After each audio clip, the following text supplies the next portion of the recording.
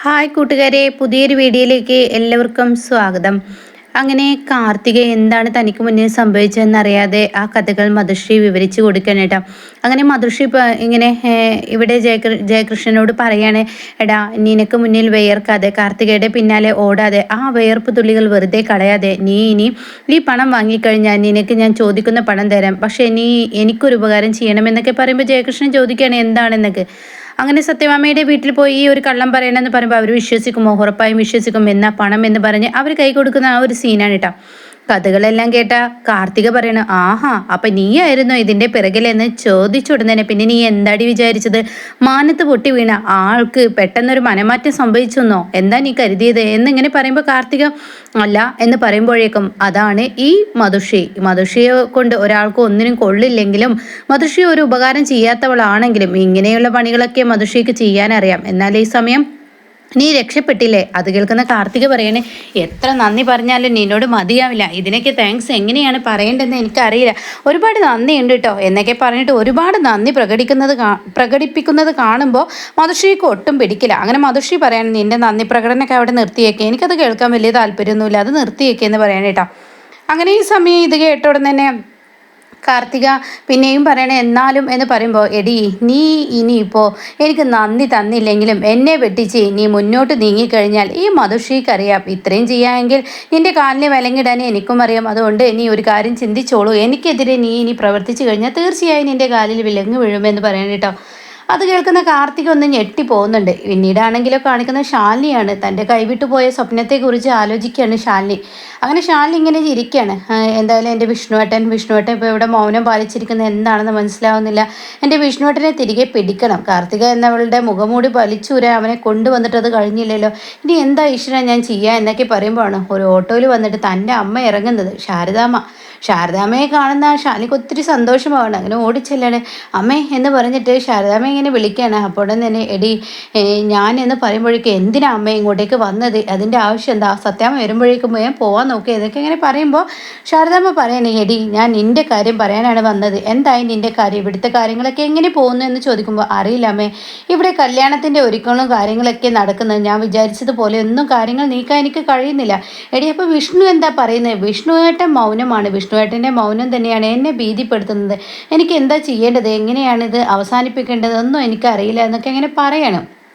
അപ്പോൾ ഈ സമയം എന്തായാലും മോളെ ഞാൻ നിന്നോടൊരു കാര്യം പറഞ്ഞേക്കാം, നിൻ്റെ ആ കുഞ്ഞിനെ കുറിച്ച് നീ ഒന്ന് ഓർക്കുന്നത് നല്ലതാണ്. അപ്പോൾ ഷാലി പറയണേ, അത് തന്നെയാണ് അമ്മ എൻ്റെ മനസ്സിലുള്ള ഒരു വിഷമം, ഞാനിവിടെ പിടിച്ച് നിൽക്കുന്നുണ്ടെങ്കിൽ എൻ്റെ മോൾക്ക് നല്ല വിഷമമുണ്ട്, എന്നെ കാണാത്തില്ല എനിക്ക് നന്നായി അറിയാം, പക്ഷേ ഞാൻ ഇവിടെ പിടിച്ച് നിൽക്കുന്നത് എൻ്റെ മോൾക്കും കൂടി വേണ്ടിയാണ്. എൻ്റെ സത്യമോൾ നാളെ എൻ്റെ നേർക്ക് വിരൽ ചൂണ്ടും, ആ ചൂണ്ടൽ ഒഴിവാക്കാൻ വേണ്ടിയാണ് ഞാനിവിടെ നിൽക്കുന്നത്, എൻ്റെ വിഷ്ണുവേട്ടനെ സ്വന്തമാക്കാനാണ് എന്നൊക്കെ ഇങ്ങനെ പറയാണ്. അപ്പോൾ അത് കേട്ടോടെ തന്നെ ശാരദാമ്മ പറയണേ, എന്തായാലും ഞാൻ പോട്ടെ, ഇനി ഇവിടെ നിൽക്കുന്നില്ല, എന്നാൽ പെട്ടെന്ന് പോകാൻ നോക്കിയെന്ന് പറഞ്ഞ് തൻ്റെ കാല് പിറകോട്ട് വെച്ചില്ല. അപ്പോഴാണ് സത്യഭാമയുടെ വണ്ടി വന്ന് മുറ്റത്ത് വന്ന് നിൽക്കുന്നത്. അത് കാണുന്ന ശാരദാമ്മ ആകെ ഞെട്ടുന്നുണ്ട്, കൂടെ ശാലിനിയും. എന്നാൽ ഈ സമയം സത്യഭാമയാണെങ്കിലോ ശാരദാമ്മയെ കാണുമ്പോൾ ഒത്തിരി സന്തോഷമാവുകയാണ്. തനിക്ക് ഇതിലും നല്ലൊരു അവസരം കിട്ടാനില്ല എന്ന മനോഭാവത്തോടു കൂടി ശാരദാമ്മയുടെ മുന്നിലോട്ട് വന്ന്, ഇതിപ്പോൾ ആര്, ശാരദാമ്മയോ എന്നൊക്കെ ചോദിക്കുമ്പോൾ എന്തൊക്കെയുണ്ട് വിശേഷങ്ങൾ, കുഴപ്പമൊന്നുമില്ലല്ലോ എന്നൊക്കെ പറയുമ്പോൾ ശാരദാമ്മ വലിയ മുഖമൊന്നും കൊടുക്കില്ലെങ്കിൽ മറുപടി അങ്ങ് കൊടുത്തു എന്നുള്ളൂ. അപ്പോൾ ഈ സമയം ശാരദാമ്മയ പറയണേ, ഞാൻ പോട്ടെ, എനിക്ക് കുറച്ച് തിരക്കുണ്ട്. എന്താ ശാരദാമ്മേ, നിങ്ങൾക്ക് ഒരു മകൾ മാത്രമല്ല, എൻ്റെ വേറൊരു മരുമകളും കൂടി ഇവിടെയുണ്ട്, അത് നിങ്ങൾക്കറിയില്ലേ? എനിക്കെൻ്റെ 2 മക്കളും ഒരുപോലെയാണ്, പക്ഷേ ഇപ്പോൾ ഞാൻ കാണാൻ വന്നത് എൻ്റെ ഒരു മകളെയാണ്, അതുകൊണ്ട് ഞാൻ പിന്നെ വരാം എൻ്റെ അടുത്ത മകളെ കാണാൻ. അല്ല, ഈ സത്യാമ്മയുടെ മരുമകളെ നിങ്ങൾ കണ്ടിട്ടില്ലല്ലോ ശാരദാമ്മേ? അത് കേട്ട ഉടനെ തന്നെ ശാരദാമ്മക്ക് വലിയ തൃപ്തിയൊന്നുമില്ല കേട്ടോ. ശാരദാമ്മ പറയണേ, ഞാൻ പോകുന്നു എന്ന് പറയണേ. അങ്ങനെ പറഞ്ഞാൽ എങ്ങനെ ശരിയാവും? ഇതുവരെ വന്നിട്ട് അകത്ത് കയറി ഒരു ഗ്ലാസ് വെള്ളം കുടിക്കാതെ ഈ ശാരദാമ്മയുടെ മകളെ കാണാതെ അങ്ങനെയൊക്കെ അങ്ങ് പോവേ, എന്ത് കാര്യമാണ് ഇപ്പം ഇത്? അതൊന്നും നടക്കുന്ന കാര്യമല്ല, ഒരിക്കലും നടക്കാത്ത കാര്യം ഇപ്പം ഇവിടെ പറയണ്ടെന്നൊക്കെ ഇങ്ങനെ പറഞ്ഞിട്ട് സത്യം അകത്തോട്ട് അങ്ങ് കയറി പോവാണ്. ഇതേ സമയം ശാലിനി പറയണ, അമ്മയെ ഒന്ന് കയറിയൊക്കെ, ഇനി അവരുടെ വാക്കുകൾ കേട്ട് കയറാതെ പോയാൽ അതും പ്രശ്നമാണ്. അപ്പം പിറകെ കാവൽ നായെ പോലെ വിഷ്ണു ഉണ്ട് കേട്ടോ. അങ്ങനെ വിഷ്ണു അകത്തോട്ട് കയറി പോവാണ്. അതേസമയം ശാരദാമ്മയും ചെല്ലാണ്. രാഘവേട്ടാ, നിങ്ങൾ നിങ്ങളുടെ മരുമകളുടെ വീട്ടുകാരെ വന്നിട്ടൊന്നും കണ്ടില്ല? അപ്പോൾ അത് കേട്ട ഉടനെ തന്നെ, എൻ്റെ മരുമകളെ വീട്ടുകാരെ എന്താ നീ പറയുന്നത്? ശാരദാമ്മയും കുടുംബത്തെ അവരെ ഞാൻ കണ്ടില്ലല്ലോ.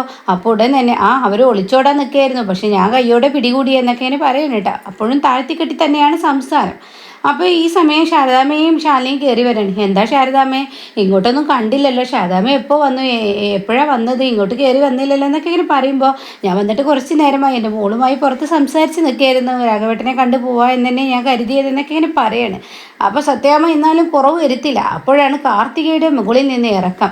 ഇറക്കം കാണുമ്പോൾ തന്നെ ശാരദാമ്മ ഇങ്ങനെ നോക്കുന്നുണ്ട്. പക്ഷെ സത്യാമ്മക്കാണെങ്കിൽ പറയാൻ വാക്കുകളില്ല. അങ്ങനെ പറയാണ്, എന്തായാലും ശാരദാമ്മയെ നിങ്ങൾ എൻ്റെ മരുമകളെ കണ്ടിട്ടില്ലല്ലോ, കാർത്തികേ എന്ന് പറഞ്ഞ് കാർത്തികയെ താഴോട്ട് വിളിക്കണം. അങ്ങനെ കാർത്തിക താഴെ വരികയാണ്. ഇതാണ് എൻ്റെ മരുമകൾ, എൻ്റെ വിഷ്ണുവിൻ്റെ ഭാര്യയാവാൻ പോകുന്നവൾ. എന്നാൽ എൻ്റെ വിഷ്ണുവിന് ഇനി ഒരു ചതി പറ്റാൻ പാടില്ല. ഒന്നാമത്തെ കല്യാണം അവനൊരു പാതി വഴിയിൽ ഉപേക്ഷിക്കപ്പെട്ടതുപോലെയായി. അവൻ്റെ ജീവിതം അതോടുകൂടി നരകിച്ചു. അതുകൊണ്ട് തന്നെ ഈ ഒരു ജീവിതം അവന് നല്ലൊരു ജീവിതമായിരിക്കണം എന്നൊക്കെ ഇങ്ങനെ പറയുമ്പോൾ ശാരദാമ്മ ഒന്നും മിണ്ടുന്നില്ല കേട്ടോ.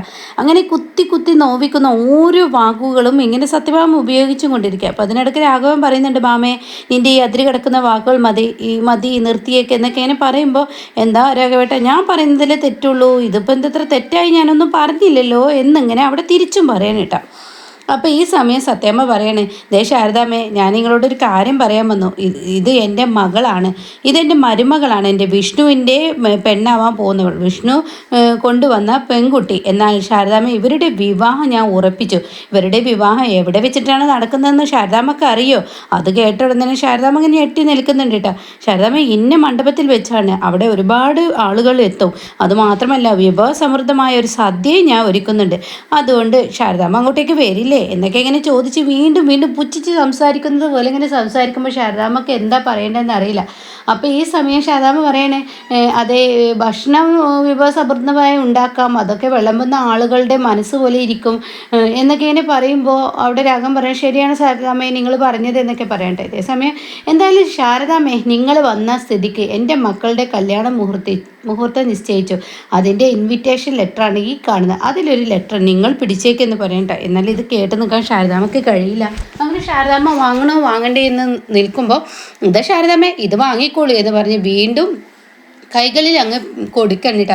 ഇതേ സമയം ശാരദാമ്മ അത് വാങ്ങാണ്. എന്ത് ചെയ്യാൻ, ഇവരുടെ ആ ഒരു സ്വഭാവത്തിനനുസരിച്ച് ഇത് വാങ്ങുകയല്ലാതെ നിവർത്തിയില്ലല്ലോ എന്നുള്ള ആ ഒരു ഇതിൽ വാങ്ങിയിട്ട് പിന്നീട് കാർത്തികയുടെ കയ്യിൽ കൊടുക്കുകയാണ്. എന്നിട്ട് കാർത്തികയോട് പറയണം, മോളെ നീ ഒരു കാര്യം ചെയ്യേ, ഈ ഒരു ഇൻവിറ്റേഷൻ ലെറ്റർ നീ പൂജാമുറിയിൽ കൊണ്ടുപോയി പ്രാർത്ഥിച്ച് നീ അത് അവിടെ വെക്കുക എന്നൊക്കെയാണ് പറയണ്ട. അപ്പോൾ രാഘവൻ പറയണേ, മാമേ നീ ഇത് ആരെ കേൾപ്പിക്കാൻ ഇതൊക്കെ പറയുന്നത്, നാട്ടിലെവിടെ ഇല്ലാത്തൊരു ചടങ്ങ് പോലെ ഇത്ര പബ്ലിക്കലി വിളിച്ച് പറയാൻ. അത് കേട്ട ഉടൻ തന്നെ നിങ്ങളെല്ലാവരും കേൾപ്പിക്കാനൊന്ന് കൂട്ടിക്കോ എന്ന് പറയണേ. ഇതേസമയം കാർത്തികക്ക് വാക്കുകളില്ല. കാർത്തിക ആ ഒരു കല്യാണക്കുറിയുമായി ഇങ്ങനെ പോവാണ്. ഇതേസമയം കഷ്ടമുണ്ട് ഇവരുടെ കാര്യം എന്ന ഭാവത്തിൽ ശാരദാമ്മയും ഈ പറയുന്ന ശാലിനിയും വിഷ്ണു ഒക്കെ നോക്കി നിൽക്കുകയാണ്. അങ്ങനെ കാർത്തിക പൂജാമുറിയിൽ ചെന്ന് പ്രാർത്ഥനയ്ക്ക് കഴിഞ്ഞ് നിലവിളക്കിൻ്റെ അടുത്ത് ഈ ഒരു ഇൻവിറ്റേഷൻ ലെറ്റർ വെച്ചിരിക്കുകയാണ്. അപ്പോൾ ആ ഒരു അരതിത്തട്ട് എടുത്ത് അതിങ്ങനെ നിലവിളക്ക് ചെറുതുണ്ടല്ലോ അതെടുത്ത് ഇങ്ങനെ പതുക്കെ ഇങ്ങനെ ആ ഒരു ഇൻവിറ്റേഷൻ ലെറ്ററിനെ ഇങ്ങനെ ആരതി ഒഴിയുന്ന പോലെ ഇങ്ങനെ ഒഴിയുന്ന സമയത്താണ് കേട്ടോ തനിക്ക് മധുശ്രീയുടെ ഫോൺ കോൾ വരുന്നത്. പിന്നീട് കാർത്തിക ഒന്നും നോക്കില്ല. ഇൻവിറ്റേഷൻ ലെറ്ററിൻ്റെ തൊട്ടടുത്തായിട്ട് ഈ ഒരു നിലവിളക്ക് അങ്ങ് വെക്കുകയാണ്. അതോടുകൂടി ഇൻവിറ്റേഷൻ ലെറ്റർ കത്തിപ്പിടിക്കുന്നുണ്ട്. പക്ഷേ മധുശ്രീയോട് സംസാരിക്കുന്നത് കൊണ്ട് തന്നെ താൻ കാണുന്നില്ല. അങ്ങനെ ഒരു സീനിലാണ് എപ്പിസോഡ് നിർത്തിയിരിക്കുന്നത്. അപ്പോൾ അവിടെ ആദ്യം തന്നെ തുടക്കം കുറിച്ചു വിഷ്ണുവും കാർത്തികയുമായുള്ള കല്യാണം നടക്കില്ല കേട്ടോ. അപ്പോൾ ഇനി എന്തായാലും ഈ ഒരു കല്യാണത്തോടു കൂടിയാണ് വിഷ്ണുവിനെ എല്ലാവർക്കും മുന്നിൽ വിഷ്ണു തൻ്റെ ഭാര്യയാണ് എന്ന് പറഞ്ഞിട്ട് വിഷ്ണു കൈ ഉയർത്തുന്നത്. സത്യാമ്മക്ക് മുന്നിൽ വിരൽ ചൂണ്ടുന്ന ആ ഒരു സീനാണ് കേട്ടോ ഇനി വരാനിരിക്കുന്നത്.